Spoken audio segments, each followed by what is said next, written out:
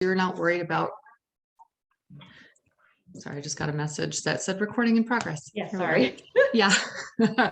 So renters, we're not worried about rebuilding the structure. What we're really worried about is replacing your stuff. And this time of year, especially, we keep hearing so many stories of apartment buildings burning and somebody didn't have renter's insurance and now they've lost every last stitch of clothing, furniture, everything. And it doesn't have to be a lot of money to make that renter's policy worth it.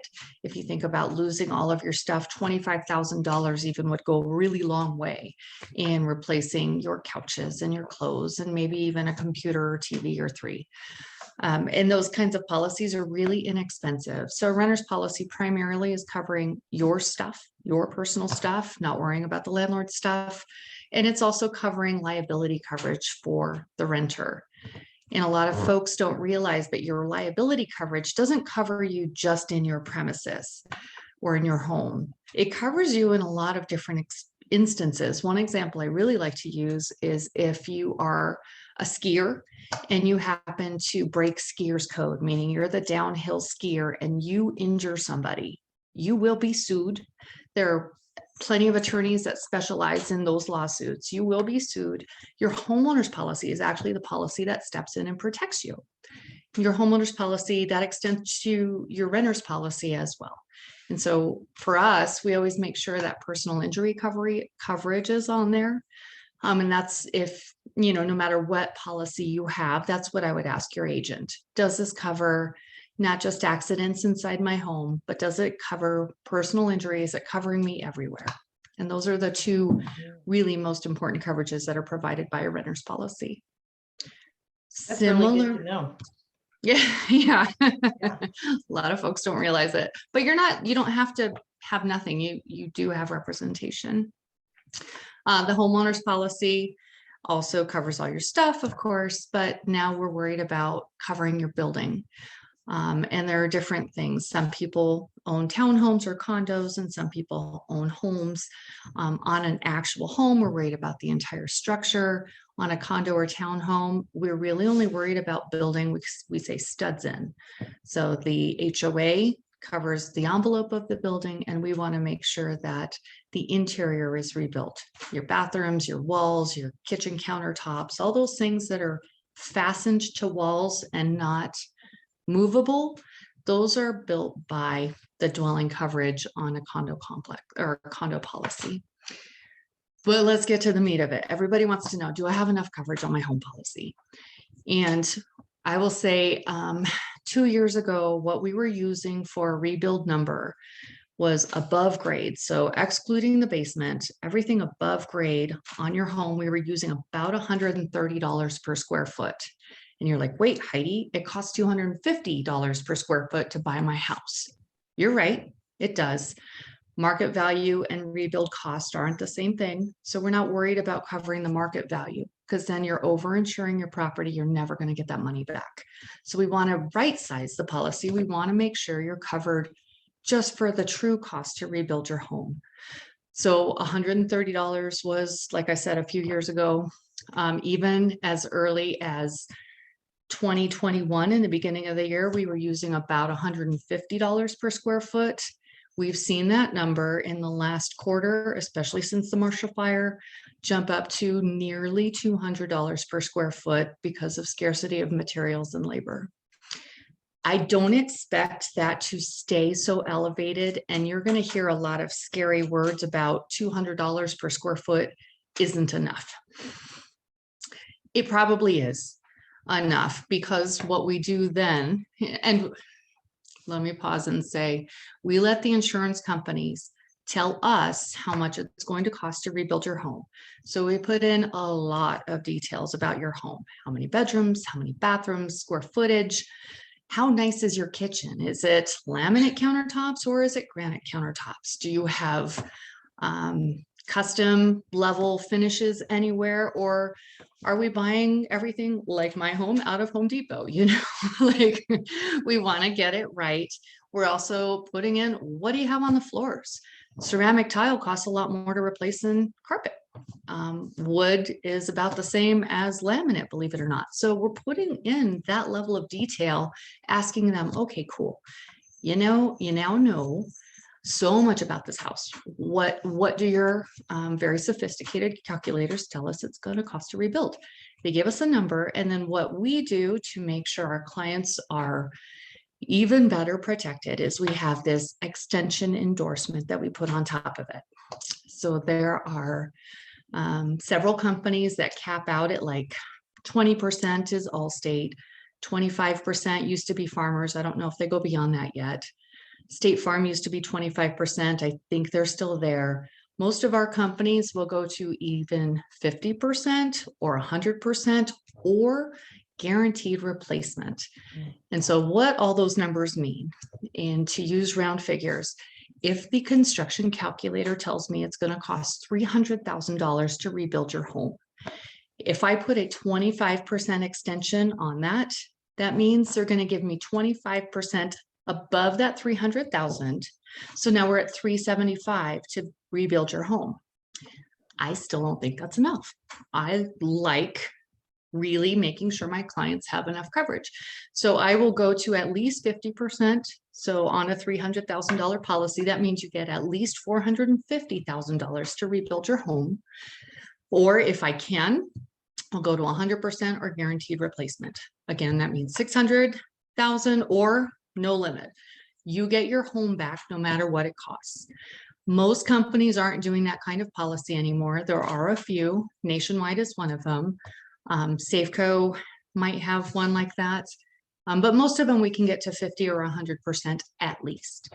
So if we are thinking about a dwelling that's 1,000 square feet and the calculator's telling us it costs, $165 per square foot, and I'm putting it together and I still don't like that 165,000, I'm going to double it. I'm going to get 330,000. You're like, wait, Heidi, how much does that really cost me?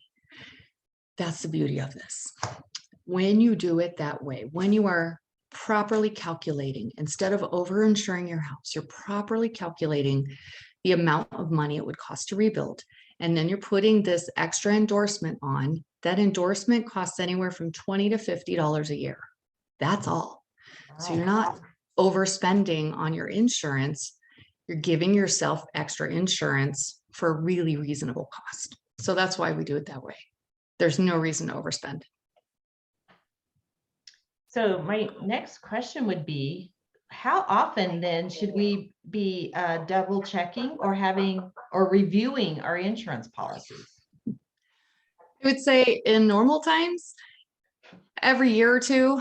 Right now, I mean, probably every 2 to 3 years, honestly, is what most people do. We look at policies every single year.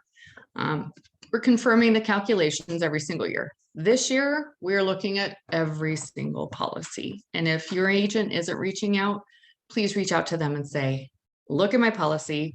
I had somebody that called me yesterday. Their renewal doesn't come up until August.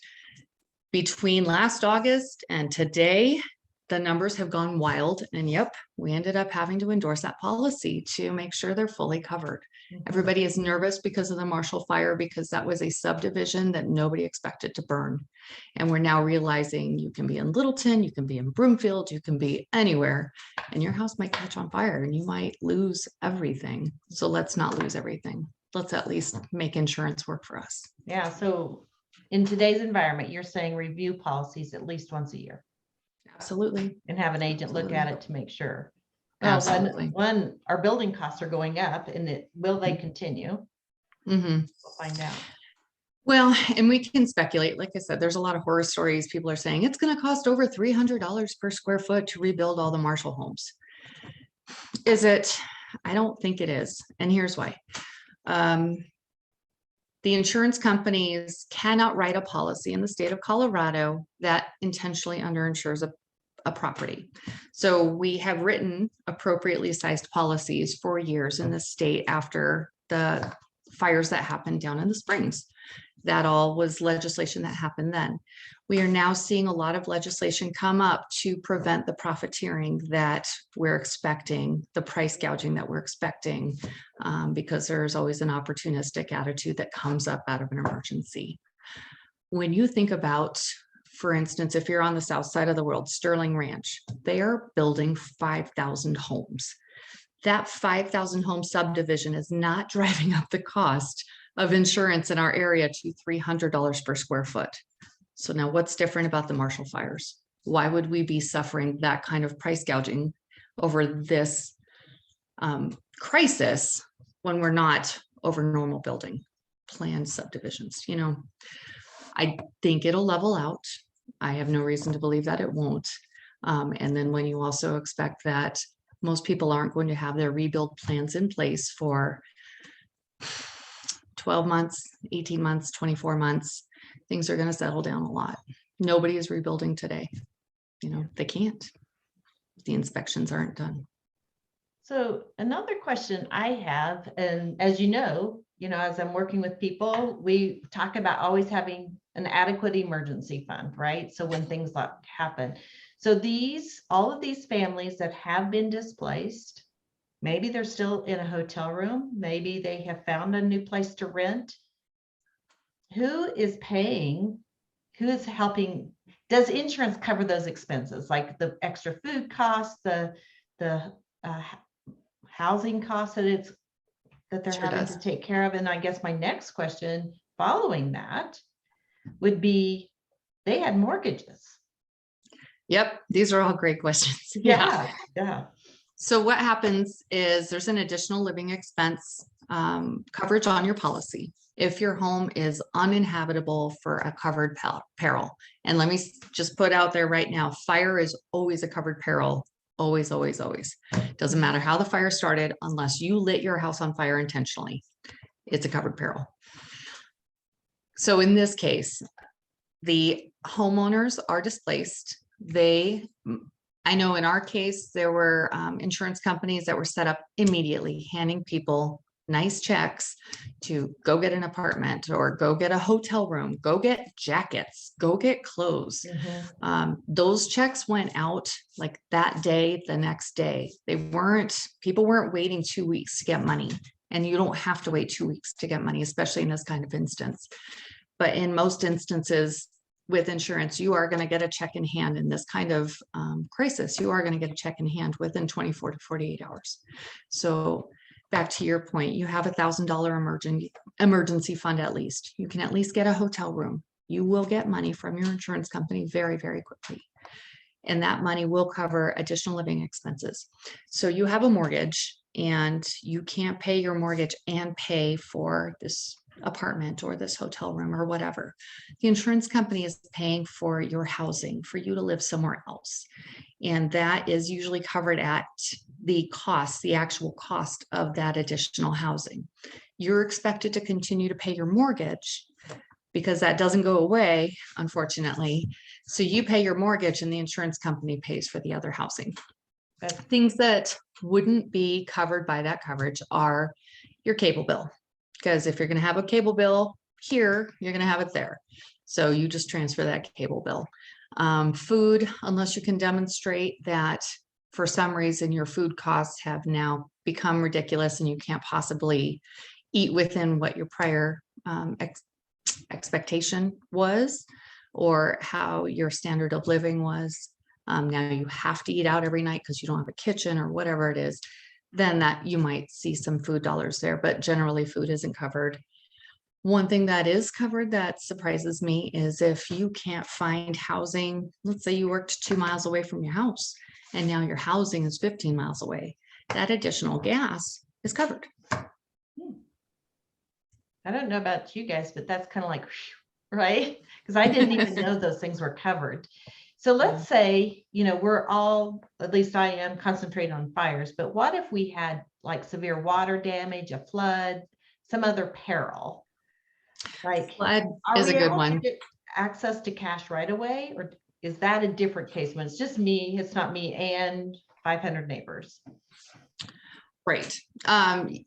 It depends on what the severity of the claim is, right? So if you have a pipe burst in your house, but your house hasn't become unlivable, they're going to probably do an interview and an inspection before they start sending out any money. They want you to have a contractor that has taken a look, or at least the insurance adjuster has come to take a look before they start writing checks. When we see fast money is when your house isn't inhabitable. If your house is inhabitable, then the client tends to drive the speed of the claim, meaning how quickly you get on the phone and start finding a contractor and getting estimates for repair is how quickly the insurance company is going to respond and send you the money. So I have some clients that have taken 10 months to get a pipe, a frozen pipe repair done. And I have some that have taken 2 weeks. How motivated are you? For me, I'm a highly motivated person. I want my house back in order right away. So it matters to me. Right. The client drives that. Yeah. Okay. Well, I think I'll pause and see what questions any of you guys have. I have a few more, but what other questions do you guys have?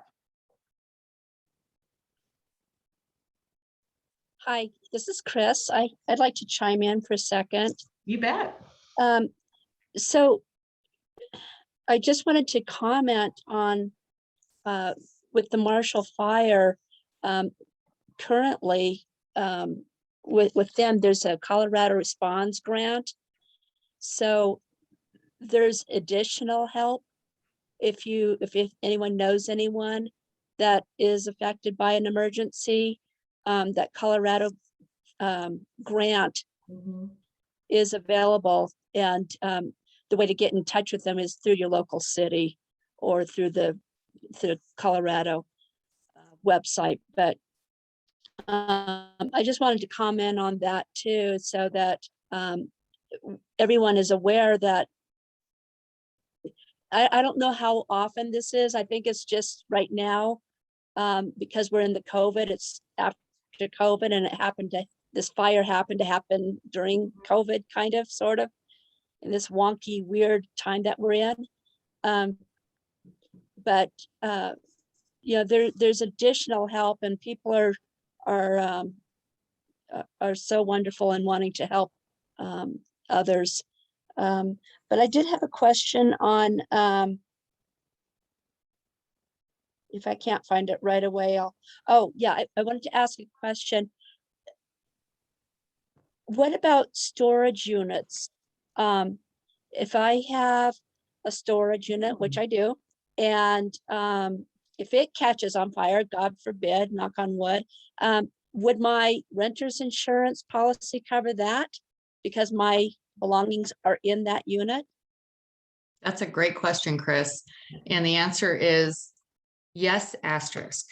And what I mean by that is, for instance, on your renter's policy, if you have $50,000 of personal property coverage, most insurance companies will only cover 10% of that value in a storage facility. So only $5,000. Now, I do have one company that will cover 100%, no matter where your property is. And so when I have a client that has a lot of property in their storage unit, that's of course where we're putting that policy. But generally speaking, insurance companies don't like property that is in a storage facility because it's not in your care and custody, and you're not mindful of it every single day. You can't possibly watch it every single day. Understood. Okay, thank you. Good question. Who else has a question? Kristen, can you hear me? Yes, I can. Okay. My question is, she has mentioned that you should describe the interior of your house. Say you have natural stone or granite kitchen countertops, etc. Now, the more customized the home, then the more your annual or monthly bill will be from the insurance company. So what is this? I mean, sometimes I feel like you don't want to give them too much information because then they're going to jack up your monthly or annual, however you pay your insurance. That number is going to be so high, and then you can't afford it or don't want to tell them that that's how your house is, because, I mean, you don't want to divulge so much that you're paying out your ears and you can't afford it. Mhm. I totally understand that point, Tanya. What I want for every client is that if there's a disaster, that you get your whole home back. So if I don't know about your whole home and I can't put those details in, then I can't insure it properly.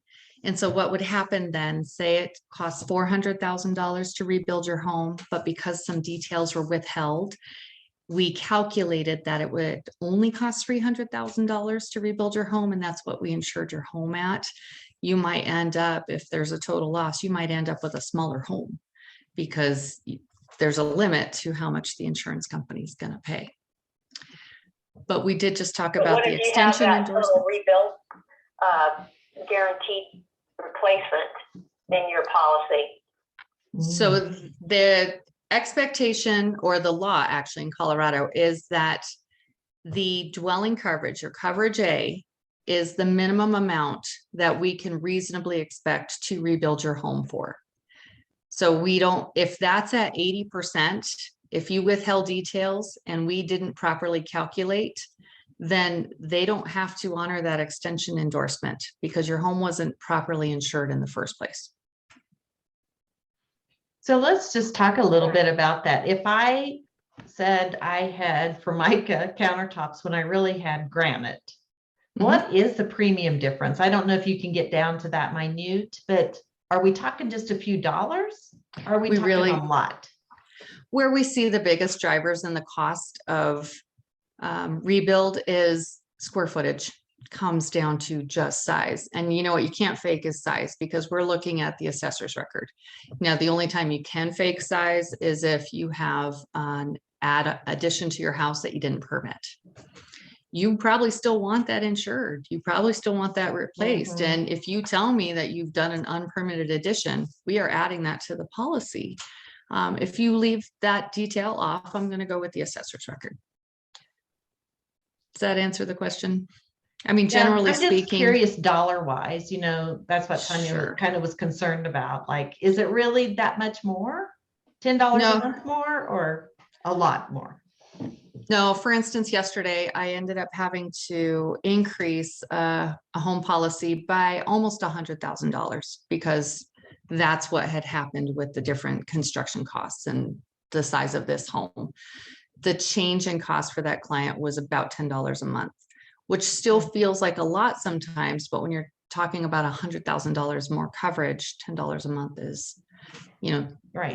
they understood that, they took it, you know, and they want their home insured properly instead of, you know, only getting 2/3 of their house if it's a total loss. Yeah. So it's a cost benefit, Yeah, right? Like yeah. the benefits I will or I could receive versus the cost.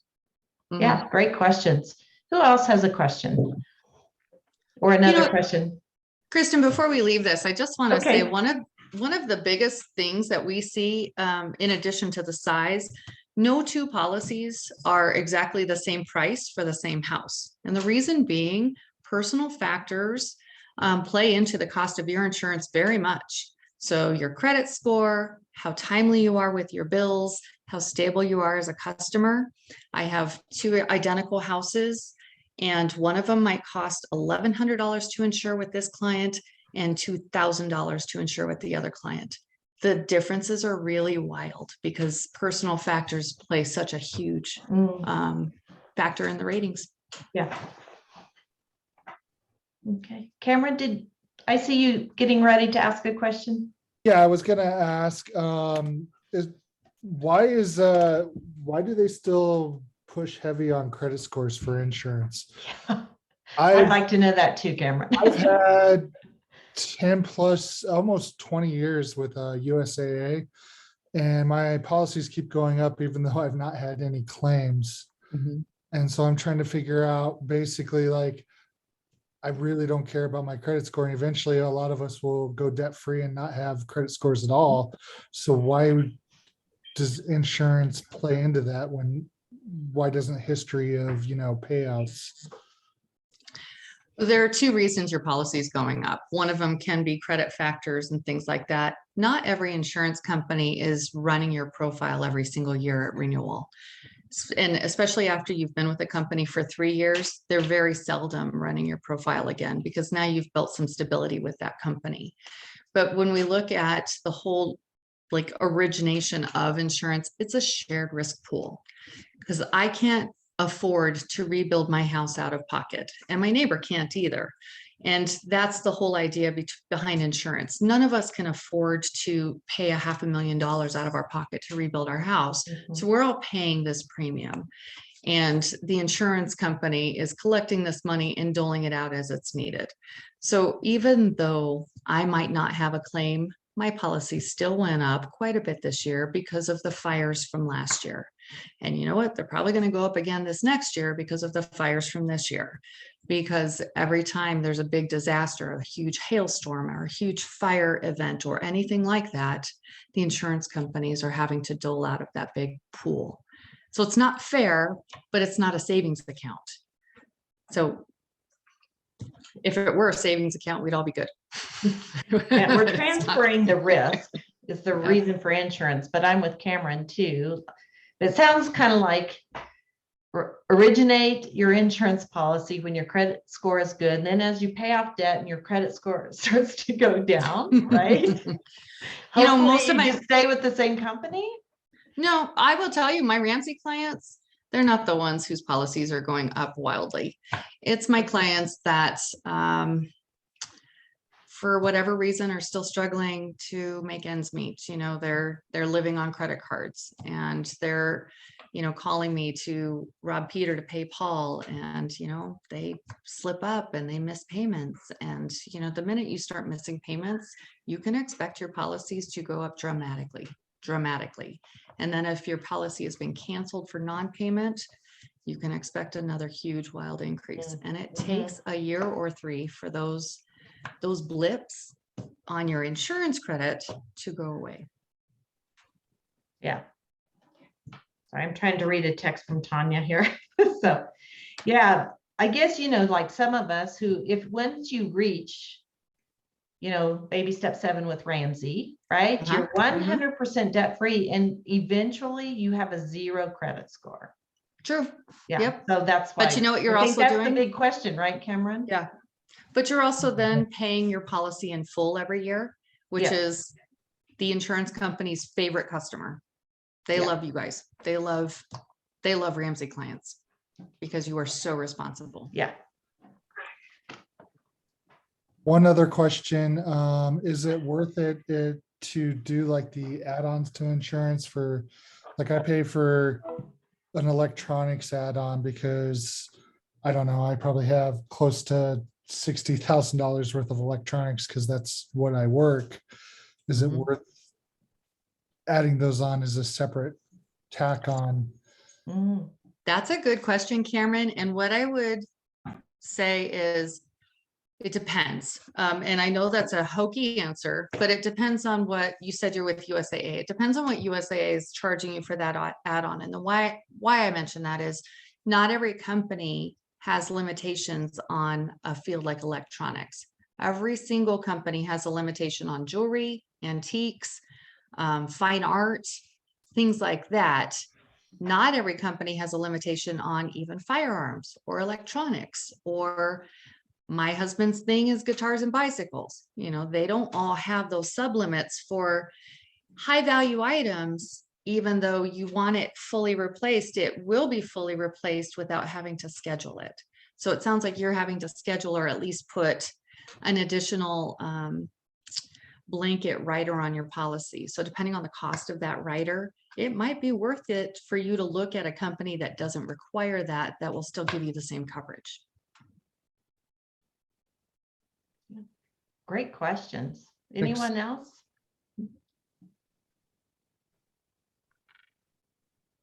Chris, did you have a question?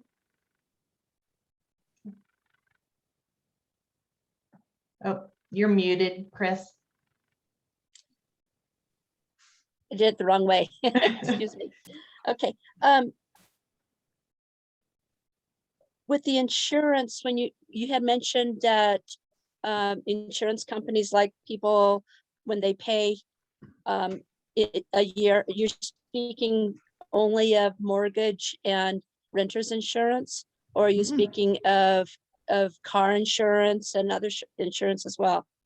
Okay, because Yeah. my insurance company will only allow me to pay 6 months at a time for my car insurance. Sure, some companies won't write a 12-month auto policy. A lot of companies will. Oh, So- okay, I didn't realize Mm. that. Yeah, yeah. And then also, could you walk me through real quick, when you said that, when you mentioned that when someone has devastation, that they get a check pretty much the next day. What is that? What is the coverage of that check? Is it just for the living expenses? Like, this is your estimated living cost for a month. Here's a check for $1,000, or It I depends on don't- the situation. For instance, Safeco wrote a 30% check to any clients that were affected in the Marshall Fire, 30% of their personal property coverage. So if that client had $100,000, they got a $30,000 check immediately. And the expectation was that was to start covering some of their personal property. They could use that money to secure a hotel room or anything. The minute you start working with your adjuster and turning back in the receipts and, explaining, going through the interview and saying, nope, I had all of this. I have all of this. I have all of this. They start giving you more money. The whole point of insurance is to make you entirely whole, but they don't do it. They're not just going to write you a $500,000 check. right. I didn't think that was the case, but I was just wondering what were the guidelines on that? Sure. In this particular instance, and it's not always so cut and dry. For this particular instance, they gave 30% for personal property. There's always a check in hand if your house is not livable immediately. You can, like I said, you get a check within 1 or 2 days to start living, and if you Well, have thank your, go ahead. Oh, thank you for sharing that. I live in Broomfield and was 5 blocks away from being evacuated. We were on pre-evac until after midnight. So, and my daughter works in Superior, and both of her places where she works was affected Mhm. by the fire, but not burned down. And a lot of her coworkers became displaced home. So here's people. a tricky thing that I want to kind of plant a seed. If you are, we saw this with the fires down south. If you are evacuated or pre-evacuated, and the fire department says you may not live in your home, but your home is cleared within 2 days, you did incur expenses. And in some cases, like the down south fires, USA just cut a check to all those people. Here's the problem with taking that money. You now have a fire claim on your history, even though you didn't suffer any fire damage. So it's a really tricky thing. If it's only 1 or 2 days, you might want to consider not taking that money, because what happens is that fire claim makes you really hard to move to a different insurance company for 5 years. And so these are like the tips and tricks why I want anybody to talk to any agent, anybody that has just any level of experience will tell you, ooh, sometimes there's a gotcha. I don't always want you to file that claim. I don't always want you to take that money, because the ramifications are much bigger. Right. Wow. Oh, Yeah. that's good information. Thank you That- so much for sharing with us tonight. It's my pleasure. It's my So pleasure. Heidi, I'm wondering a couple of things, because one of my questions I wanted to ask for the benefit of all of us is it better to have an insurance agent like yourself or just doing something online? So I'm biased. so there's a second half to that question, because like in this case, right? Mhm. So were all those agents receiving like thousands of texts and phone calls the day Mhm. that fire hit?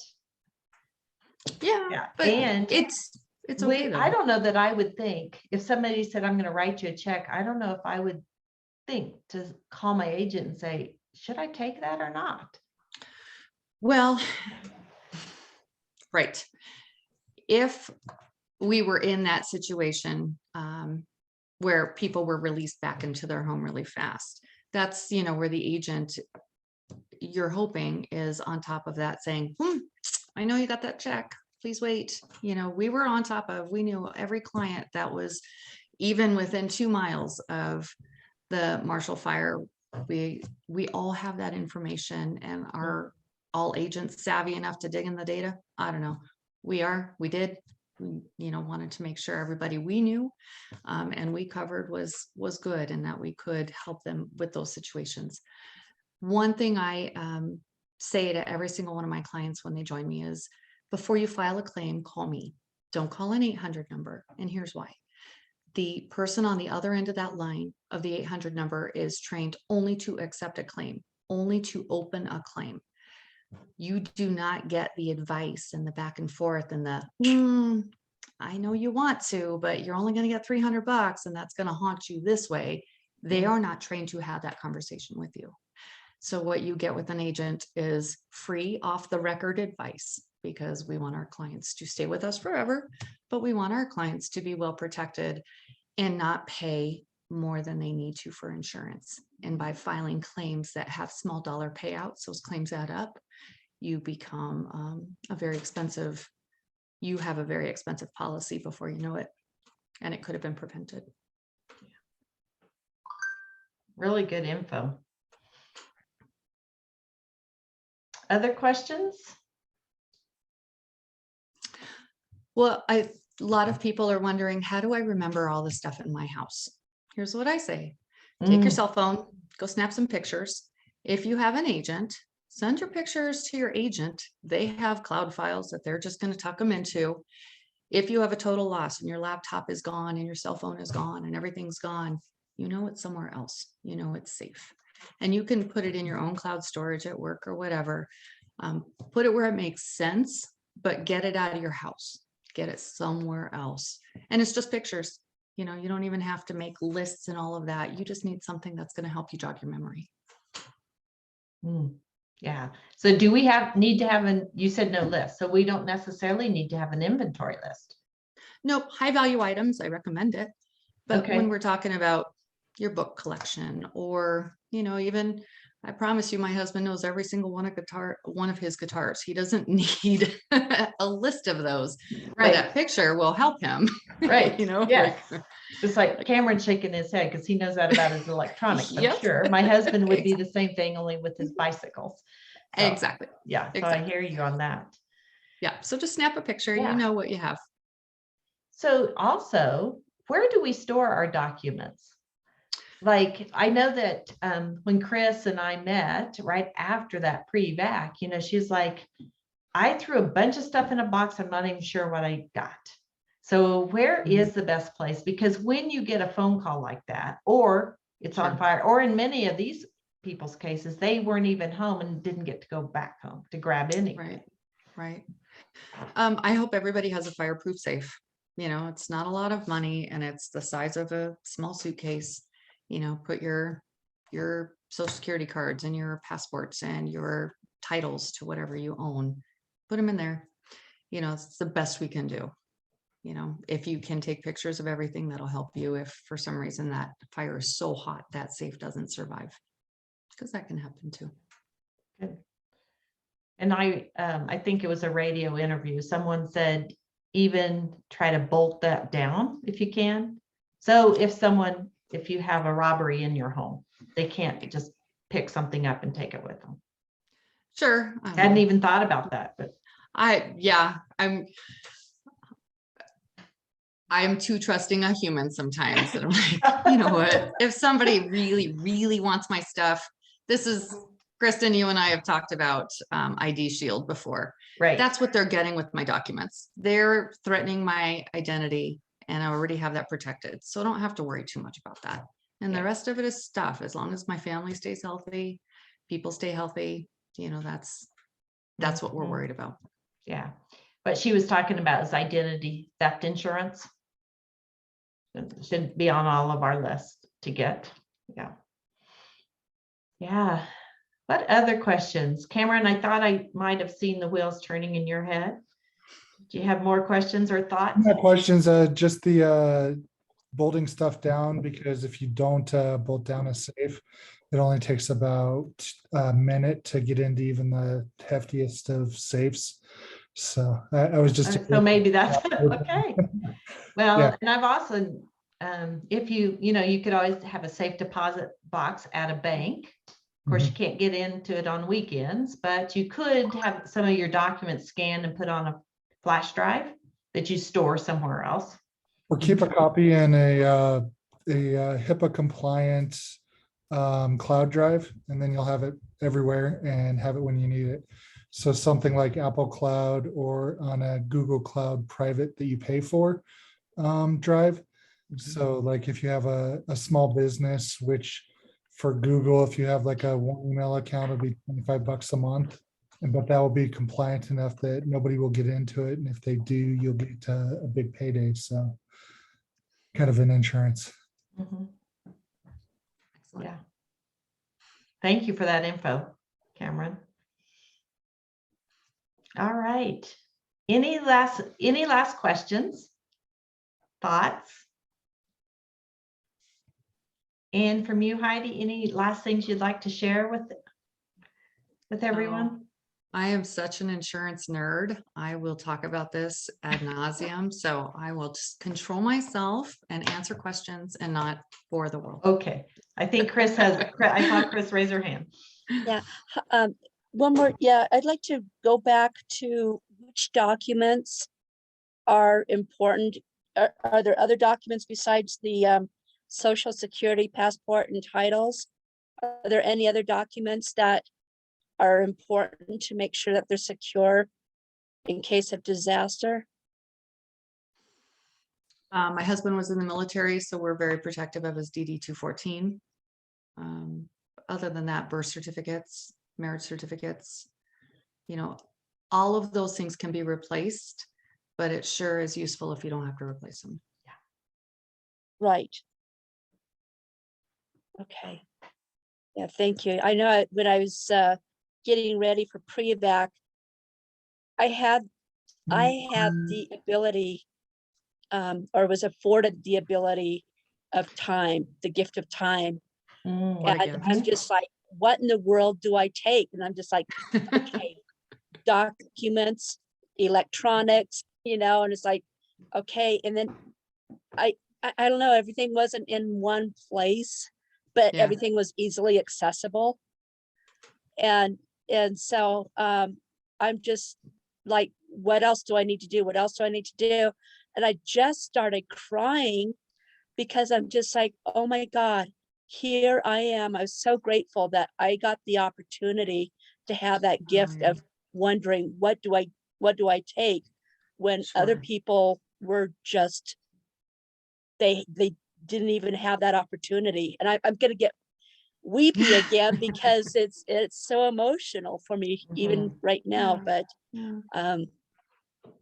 you never know, how Yeah. things are going to affect you until you're there. Chris, one thing I would add to that list is life insurance policies. And this is one of those things that people don't always like.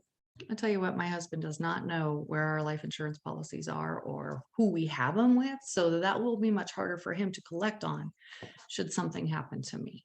So that is something else that we have in that safe. Okay. Yeah. I think one other thing that Kristen and I spoke of at one point was your will. Yep, absolutely. Absolutely. Yeah.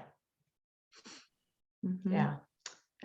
Mike, who is actually at work and listening in on his earphones, texted me and wanted to say thank you. He really appreciates all the information he received this evening. So It's really my pleasure. yeah.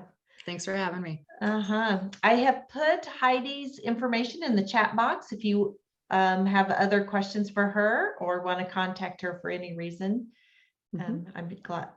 I know she'd be glad to help you out. Absolutely. Yeah. I tell people all the time, even if you're not my client, you want me to look at your policy, you want to ask a question, please reach out. I am so happy to share and do that for anybody. I want everybody to be truly protected, whether you're with me or not. We appreciate that so much. And for all of you, I think all of you are probably weren't aware that I did do an interview with Heidi about identity theft insurance. And if any of you would like access to that, I have it posted over on YouTube. But I'd probably need to send you the link so you could find it. It's not like I'm really popular on YouTube, so be happy to do that if anyone would like to see that. All right. Well, if no one has any additional questions or comments, we will say goodbye for the evening. And thank you so very much, Heidi, for helping us out tonight and being a part of this. Thanks. Uh-huh. Great to Thank meet you, y'all. All right. Heidi. Thank you. Thank you. Okay. Good night, everyone.